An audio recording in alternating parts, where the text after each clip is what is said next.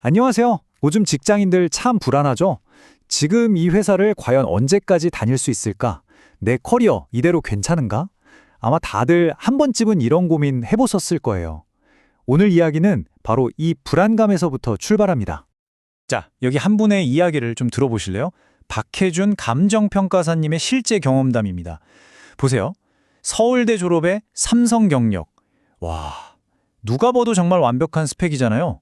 그쵸? 그런데 말이죠. 재취업을 하려고 하니까 시장의 문이 그냥 굳게 닫혀 있었던 거예요. 이게 정말 충격적인데 이제는 더 이상 남의 얘기가 아니라는 거죠. 지금 우리 모두가 마주하고 있는 그런 냉혹한 현실이 되어버렸습니다. 네, 맞습니다. 평생 직장. 이 말이 이제는 정말 옛말이 되어버렸어요. 예전에는 회사가 어려워지면 직원들이 허리띠 졸라매고 같이 이겨내고 그럼 회사도 직원을 끝까지 책임져 주고 이런 게 있었잖아요. 근데 이 약속이 완전히 깨져버린 거죠. 과거와 현재 그 차이가 정말 극명합니다. 예전에는 회사를 위해서 막 헌신하는 게 미덕이었는데 지금은요? 회사가 조금만 힘들다 싶으면 제일 먼저 뭘 줄이나요? 바로 인건비입니다. 진짜 놀라운 건요. 이게 경영이 어려운 회사들만의 이야기가 아니라는 거예요. 돈 잘 버는 대기업들도 희망퇴직, 구조조정 이런 걸 그냥 일상적인 경영 활동의 하나로 생각한다니까요. 그러니까 이제 해고나 구조조정은 그냥 우리 일상이 된 겁니다. 피할 수 없는 현실이요. 내 자리가 언제 없어질지 모른다. 누구도 안전하지 않다. 바로 이 생각이 지금 우리 직장인들을 계속 불안하게 만드는 거죠. 자, 이런 시대적인 불안감은요. 그냥 우리 마음속에만 있는 게 아닙니다. 대중문화, 특히 드라마 같은 데 아주 잘 나타나죠. 아마 많은 분들이 공감하셨을 텐데 혹시 이 드라마 기억나시나요? 주인공 김 부장이 대기업에서 잘리고 나서 재취업을 하려고 막 알아보잖아요. 근데 재취업 자리에서 제시하는 연봉이 정말 말도 안 되게 낮은 거예요. 이 장면 보면서 아, 저거 내 얘긴데? 내 친구 얘긴데? 하면서 막 가슴 치셨던 분들 정말 많았을 겁니다. 이 드라마가 왜 그렇게까지 인기가 있었을까요? 맞습니다. 바로 이 현실성 때문이죠. 회사를 그만둔다는 게 그냥 돈벌이가 끊기는 문제, 그게 전부가 아니잖아요. 특히 우리나라에서는 어느 회사 다니는 누구입니다. 이 명함 한 장이 정말 중요한데 이게 없어지는 순간 나를 소개할 방법이 막막해지는 거예요. 이건 거의 정체성의 위기까지 오는 거죠. 그래서 이 불안감 속에서 사람들이 탈출구를 찾기 시작합니다. 그중에서 정말 많은 분들이 도전했던 게 있죠. 바로 어른들의 수능이라고까지 불렸던 공인중개사 시험. 이게 정말 제2의 인생을 열어줄 동화줄처럼 보였거든요. 그런데 보세요. 그 인기가 정말 순식간에 식어버렸습니다. 2021년에 40만 명이던 지원자 수가 불과 2년 만에 16만 명으로 뚝 떨어졌어요. 아니, 한때는 진짜 수능 보는 사람이랑 비슷할 정도로 많았는데 왜 이렇게 됐을까요? 네, 사람들이 이제 그 냉정한 현실을 알게 된 거죠. 현실은 이거였습니다. 자격증 따는 거 물론 어렵죠. 근데 그걸로 안정적인 돈을 버는 건 이건 또 완전히 다른 차원의 문제였던 거예요. 가장 확실해 보였던 길이 사실은 막다른 길일 수도 있다는 걸 깨닫게 되면서 사람들은 더 막막해진 거죠. 자, 그럼 정말 대안이 없는 걸까요? 이대로 주저앉아야만 할까요? 아니요, 그렇지 않습니다. 여기 아직 많은 분들이 잘 모르시지만 정말 강력한 길이 하나 숨어 있습니다. 제가 질문 하나 드려볼게요.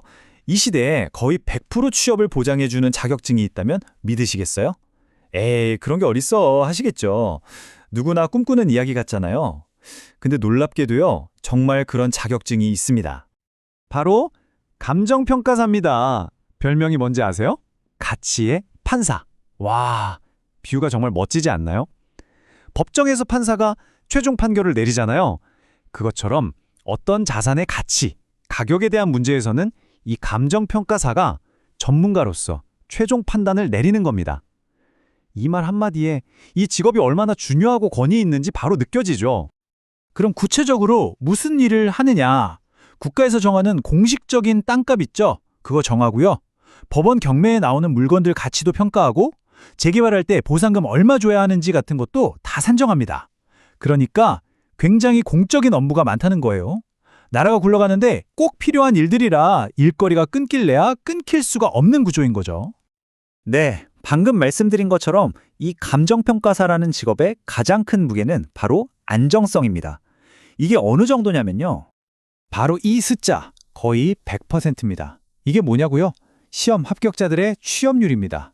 시험에 붙기만 하면 취업은 그냥 보장된다고 보시면 돼요. 와, 요즘 시대에 이런 직업 정말 찾아보기 힘들죠? 다른 어떤 전문직하고 비교해봐도 이건 정말 압도적입니다. 아니, 어떻게 이렇게 안정적일 수가 있을까요? 그 비밀은 바로 일감을 받는 방식에 있습니다. 결정적인 차이가 있어요. 보통 다른 전문직들은 어때요? 본인이 발로 뛰어서 영업하고 사람 만나고 이 능력에 따라서 수입이 막 널뛰기를 하잖아요. 근데 감정평가사는 좀 다릅니다. 국가나 법원, 협회 같은 곳에서 이 일 좀 해주세요 하고 배분해주는 일이 아주 많아요. 그러니까 내가 막 영업에 소질이 없어도 안정적으로 돈을 벌 수 있는 구조가 만들어지는 거죠. 이게 그냥 취업이 잘 된다? 여기서 끝나는 게 아닙니다. 이 직업의 진짜 가치는 시간이 지날수록 더 길게 볼수록 드러나요. 말 그대로 평생 직업이 될 수 있거든요. 바로 이겁니다. 이게 진짜 핵심이에요. 정년이 없어요. 은퇴를 회사에서 이제 나가세요 해서 하는 게 아니라 내가 이제 좀 쉴까 하고 결정할 수 있다는 거죠. 실제로 지금 70대에도 현역으로 왕성하게 활동하시는 분들이 정말 많습니다. 내 은퇴 시점을 내가 정한다. 와, 생각만 해도 정말 멋지지 않나요? 그래서 감정평가사는 특히 이런 분들께 정말 좋은 선택이 될 수 있습니다. 인생 2막을 준비하시는 우리 40대, 50대 분들, 그리고 특히 아이 키우느라 잠시 일을 쉬셨던 경력 단절 여성분들께는 정말 좋은 기회가 될 수 있어요. TMI일 수도 있는데 몇몇 감정평가 법인에서는 여성분들의 그 꼼꼼함을 더 높이 평가해서 일부러 여성평가사를 선호하기도 한대요. 자, 여기서 우리 맨 처음에 봤던 박혜준 평가사님 이야기 다시 한번 떠올려 볼까요? 이분이 하신 이 말이 감정평가사라는 선택이 한 사람의 인생을, 특히 커리어가 한번 꺾였던 사람의 인생을 얼마나 극적으로 바꿔놓을 수 있는지 정말 확실하게 보여주는 것 같습니다. 자, 오늘 이야기를 마무리하면서 여러분께 마지막으로 이 질문을 한번 드려보고 싶습니다.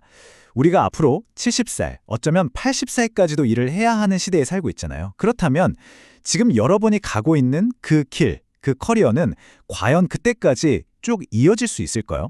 한번 진지하게 생각해 보실 시간이 아닐까 싶습니다.